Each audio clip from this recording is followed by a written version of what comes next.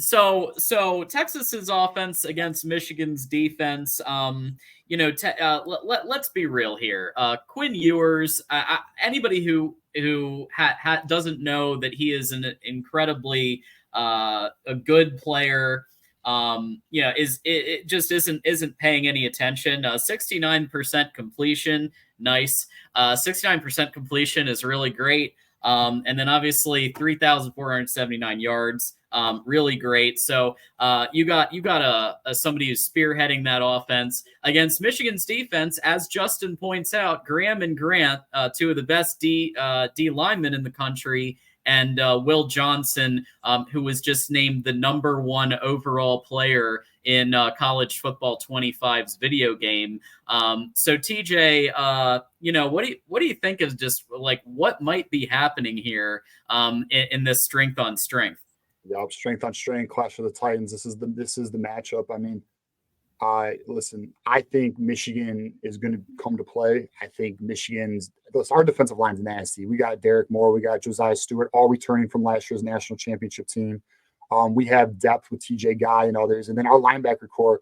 Believe it or not, and this might be a shock to Texas fans because we lost some linebackers, but it may be stronger this year than last year because we added Jay Sean Barnum from Maryland, who was Pro Football Focus's #1 linebacker. We also have Ernest Hausman, who was one of the top freshman linebackers from Nebraska a year prior. He's already been a year in the system. They're both athletic freaks. And there's a lot of positive buzz out of spring camp. And then our DBs, listen, we got arguably, likely the #1 corner in the nation, Will Johnson, who's going to be a top 5 pick, if not top 5, top 10. And if he can shut down half the field and Michigan can get its pressure, I mean, that's going to be the game changer right there. And listen, we got Makari Page, who's also one of the highest rated safeties in the nation. Unfortunately, we did lose Rod Moore. If we had Rod Moore, I'd feel even more aggressive about this matchup. But we do have a new safety that's going to be starting. That's going to be a camp battle, so I don't necessarily know who's going to be starting yet. And then, like Texas, though, our #2 corner position is going to be a battle, and it's going to be between Jair Hill, who's a very highly ranked recruit coming out of high school, top 100 type, and Amir Hall, who was All-American corner out of like FCS or D2 college, but he's an athletic freak, and I actually expect him to be pretty good. I think he will. His film looks great. Obviously, it's going to be a jump up in competition, but our #2 corner spot, like Texas, is going to be a bit of a question mark and a battle in camp. So that if you want to find a weakness in our defense, it could be the second corner. Outside of that, there is zero weakness in this defense. And we at the Michigan Channel actually think this defense might be better than last year's defense. And that's saying a lot because obviously it was national championship caliber, but we're just returning. The reality is we're returning our best players. I didn't even talk about Kenneth Graham, Mason Graham, it's arguably the best. You guys had the best duo last year at defensive tackle. We probably have it this year. And they're monsters, man. And then obviously Texas's offense, which I'll let you hit on it. But for me, Matt, there's question, even though you have Quinn Ewers, and we've talked about this in the draft segment, the post-draft segment we did. The question for me is, listen, you have new wide receivers, you have new running backs, you have a new tight end. Like, yeah, your offensive line is sound. That is your strength. And that's what's going to be great, too, to see your offensive line versus our defensive line. That's going to be a hell of a matchup for all of us to watch. But your weapons are also questions because they're new. And, yeah, you may be reloading, but there is question marks there. And, obviously, you do have one of the best quarterbacks in the nation. So the transition should be smoother. But it's still, to me, a bit of an unknown. Yeah, I would agree that's a slight unknown. But yeah, you hit on the offensive line a little bit. We're returning 4 out of 5 starters from last year, and that people don't give Kelvin Banks enough love. The man has been a starting left tackle since his freshman year, and he's dominated. He's dominant. Wherever you look, he's going to be a top 10 pick in the NFL draft as long as he doesn't get hurt. I think there's a chance whoever lands the #1 overall pick, whoever is this year, there's a chance it's either Will Campbell or Kelvin Banks that they need an offensive lineman. So he's good. You have the left guard position is the one weakness. I'm not 100% sure who that's going to be. Could be Hayden Connor. Could be Neto Umuzumlu. Could be Cole Hudson, who played as a freshman too. I think he's the most consistent. I don't know if they like him with the upside enough. Jake Majors, obviously going to be the center. Been there a long time. Right guard. This guy was the #1 offensive lineman in the country coming out of high school in 2022. And by the way, that's with Kelvin Banks at the left tackle position in the same class. DJ Campbell, nasty, nasty. If he has a really good year, he could be a first or second round pick. Cam Williams, to me, when that class came in, I said he had the highest upside of anyone, and that's because he's 6'6", 350 pounds. He road grades people in the run game. His issue is in pass protection last year, and he wasn't bad. It's just compared to his run game ability, he wasn't as good.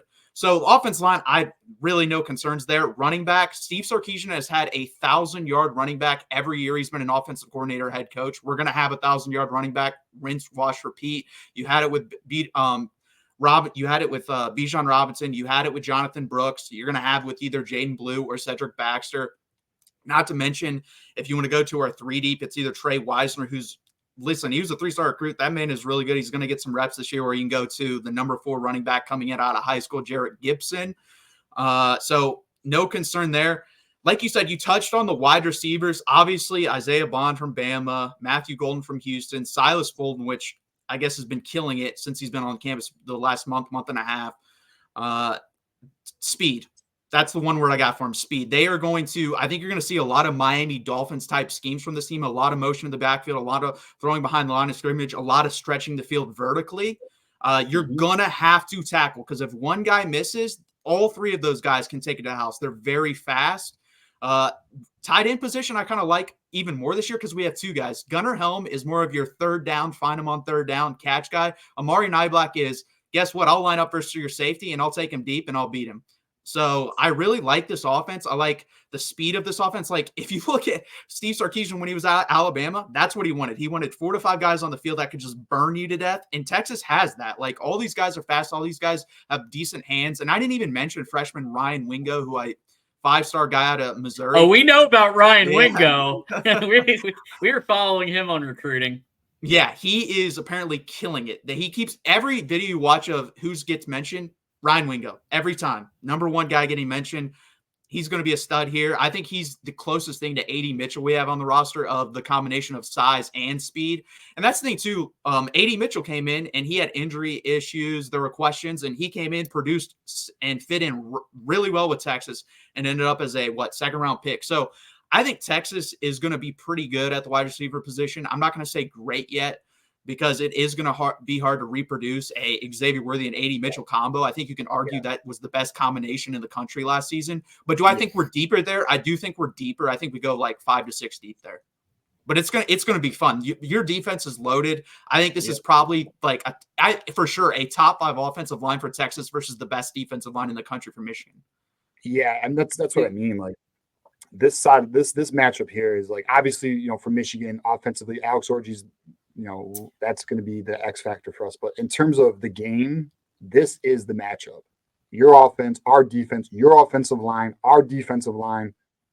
It's going, and this is must see TV, man. This game is going to be epic. This is a heavyweight fight, man. There's potential. Between those 2 groups, you could have 10 NFL players. That's a real possibility. That's insane. The amount of NFL talent in this game is insane. Yeah. And Michigan fans know a thing or two about Isaiah Bond because Michigan watched Isaiah Bond when Michigan played Bama. So Matt, I just looking at the numbers that both Xavier Worthy and Isaiah Bond put up. Xavier Worthy put up over 1,000, but Bond put up 888. Do you think that Bond is a suitable replacement when combined with the others? And even Wingo getting maybe sprinkled in here and there for Xavier Worthy, who, he did break a record at the combine. He got over 1,000 yards, but it seems like it's business as usual for Sark on the wide receiver front, right? Just in terms of high level of productivity. Yeah, so I think Xavier Worthy was better at catching stuff in the backfield and breaking tackles and getting loose and also over the top. But I think Isaiah Bond's much better in the intermediate game. His route running slightly better. He's a much more smooth route runner and just pass catching ability. I think he has better hands than Xavier Worthy. And the drops by Xavier Worthy were wildly overblown. If you looked at the charts, they were not high. No, right. It's not. It was way overblown.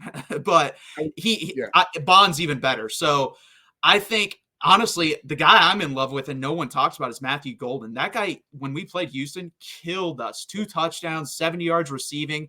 This is the type of athlete he is. He had 20 kick returns last year, that were able to be returned. He had 2 touchdowns. He is dynamic with the ball in his hand. That's the guy I think I would be most worried about for other defenses if like he catches it on a little screen or bubble screen or whatever happens there and they break the tackle. Like he's the type of guy that will take it to the house. He's got fantastic speed for his size. And then Silas Bolden also in the return game is going to be fun to watch. But yeah, I agree. I think Isaiah Bond can mimic what Xavier Worthy did in the offense. I don't think there's anyone that's going to be able to repeat that size or that speed because obviously the guy broke the combine record for the 40-yard dash, and I don't see anyone breaking that for a while, but we'll see. And TJ, I have one for you too. So Texas had 9 fumbles, and ball security was a problem for Texas last year. Objectively, that's not me saying that; that's Lindy's. So TJ, who do you think on the defense might? Justin mentioned Stewart here. But who do you think on the defense might cause a problem for ball security for Texas there? Jay Sean Barnum, bro. He's gonna lay the wood, bro. Like he is a playmaker at the linebacker position. He's going to be, in Michigan circles, the buzz out of camp is that this kid is potentially first round talent. He's definitely athletically first round talent. It's just can it translate to the field? We saw it at Maryland. He was definitely a high level player. Jay-Sean Barnum could be a problem for these running backs. And I know they plan on sending Jay-Sean Barnum on blitzes too, so he could get to Ewers. That'd be my player in terms of potential fumbles or forced fumbles. In terms of on the back end, I mean, I think we would all agree Will Johnson. But I mean, is Will Johnson going to shut down one side of the field? And if he does, are they even going to throw it to that side of the field? Because I'm going to be honest, if I'm Texas, I'm picking on the other corner. That's what I'm doing because they're not proven. Jair Hill's not proven. It'll be his first time start. If he is, I think it's going to be Amir Hall who's going to start. But even so, Amir Hall is not proven at a Power 5 level or really a Power 2 level now. He's not proven yet. So that would be, like if I'm Texas, and I don't know if we have this in the topics, but if I'm Texas, I'm doing quick throws to try and evade the blitz. I'm definitely going to pick on the second corner in the defense, and I'm also going to maybe take some shots on our safety because outside of Makari Page, the other safety, I don't know if it's going to be Jaden Mangum or who's going to be the starter. We added 3 transfers on the back end, and because we lost Rod Moore and Keon Staub transferred to Alabama, so we took a little hit there. But those would be the weak points. Would be second, our other safety, our strong safety position, and then our second corner. But outside of that, there is no weak point. Which I know that sounds crazy, but again, we were a national championship defense. We're returning a lot, so yeah. And they're only getting, and Matt, a year older is a year better. So that's kind of where we are with that. Yeah, for sure. Returning production is a cool stat and all, but if your returning production was crap, it really doesn't matter. Whereas Michigan's returning production, they're basically returning everyone on defense, and it was a fantastic defense. So it definitely matters. And yeah, Sark, I think the first 5 games of the year, literally the first play for the offense was a wide receiver screen. So it would not shock me if it's a wide receiver screen for Texas. He loves those, especially with the amount of speed you have. I think it'd be smart to do. And I didn't even mention Jaden Blue's speed. I think he's the fastest player on the team. That guy, acceleration is insane with him, whereas CJ Baxter is more of a consistent 5 to 6 yard guy. If you want a guy that could pop one, it's more Jaden Blue. But they do fumble. I mean, that's what cost us the Washington game. Everyone talks about that. We were getting on a drive, CJ Baxter fumbles. We were getting on a drive, Jaden Blue fumbles. So, I mean, those 2 guys do have fumble issues, and it kind of makes sense. I mean, CJ Baxter was a freshman last year. Freshmen tend to have fumble issues at the running back spot. So it'll be interesting. But I will say this, Sark, in games he has a long time to prepare for. He's got a whole offseason. He usually dials up some nasty stuff. So I know last year when we played Rice, he did nothing in that game, literally nothing. He ran the most vanilla offense you could possibly do. And then we were like, what the hell was that? And then he went to Alabama and opened up some stuff. And we're like, oh, you were preparing for Alabama the whole offseason. That makes sense. I fully expect both teams to take week 1 pretty easy and not show the other team anything. That's the thing, John. We got to be prepared for that. Real vanilla. We're doing post game for our channel, and I'm going to be on. We're going to get some calls, and they're going to be like, Michigan, they're not going to be ready for Texas. We're like, guys, you got to chill. They're keeping that under wraps right now. Texas is going to do the same thing. They're already right now. Listen, I guarantee the prep for Texas or the prep for Michigan is already been started, and they're already looking ahead week 1. Let's be honest. Beat 100%. Texas drill going on already. So anyway, so we've got 3, maybe 4 super chats to hit all on this topic. So so Justin, our boy Justin here, or at least 3, yeah. We got Stewart. Stewart is gonna ball out. Stewart has the speed and power. Texas is not going to be able to double team Michigan's D line. Listen, Stewart and Derek Moore are going to be a problem this year. I mean, but let's just also be honest here. Texas's offensive line is going to be up for Joe Moore award-winning. They're a Joe award-winning offensive line caliber. Unlike Washington, which was a joke last year, we proved that. But Texas is legit. They do play big boy physical football. This isn't the Pac-12. So no, I mean, listen, it's going to be a matchup. But I'll say this. Because of Wink, and that's another thing too, there's no film on Wink Martindale, what he's going to do. Like, obviously there is NFL-wise, but not with our guys. And his creativeness in terms of blitz packages, I do think could potentially be a problem because, when you bring NFL complex blitz packages to the college level, these kids might not have ever seen this before. So that could be a real benefit especially with our level of skill at the defensive line. But again, I want to caution our fan base. We're going to go up against a legit offensive line that is probably going to be top 3 for Joe Moore Award finalist. And honestly, if you would have said Grant and Graham versus our interior, I'd be more worried about that. I trust our tackles completely. I think that's our strength. I'm not that worried. I'm worried about center and guard combination versus those two guys. You could send Josiah Stewart up the middle too, though. I mean, true. He doesn't have to go hit the, he doesn't have to go outside or any of that stuff. He could definitely run up the middle, go through the A gap or whatever. So, I expect a lot of creativity from Wink in this game. I really do. Well, and I want to know too, because Sark was an offensive coordinator, obviously in the NFL. If he ever went up against Wink Martindale, I think that he could probably draw from experience on that, but I don't know if he ever did. Yeah, Falcons versus Ravens. I feel like it's a couple of times they probably clashed. And I will say from an O-line perspective, John Madden said, games are won and lost on the offensive line. And with 4 returning starters in Texas, and really Cam Williams at 360 pounds, he's a big fella. And so I don't think there's going to be any problems on that O-line for you. That may help counteract the a little bit of the home field advantage. Being in Ann Arbor, but we got 2 more $5, and then Nick's got another one too. Michigan D-line stunts and twists, plus the size and speed on the whole D-line. TJ Guy, as TJ mentioned, is going to be a huge change of pace. Derek Moore. Yeah, TJ Guy is the next name to know. Michigan defensive line. He's the next defensive lineman who's going to be a name this year. He's coming. He's well-rounded. He's extremely gifted, great size, like 6'5", like 255 or something. He's going to be a problem. So, listen, we know we got depth. Not only are our starters strong, Michigan's known for rotating its defensive line. Let's not forget about Rayshon Benny either, who's a freaking savage. So, our defensive line looks extremely good. I'm optimistic about it. But again, we are going against a legit offensive line. Now, I'll say this, though. If our defensive line can make this offensive line look not as elite as we all think it is, then shit, boys, we're in for a hell of a year because we're really going to go against probably – I really need to look at our schedule, but this might be the best offensive line we're going to face all year. It's not Ohio State. It's not USC. Maybe Oregon, but Oregon's small. Look, they're not as big as we are, so I think that's a combination too.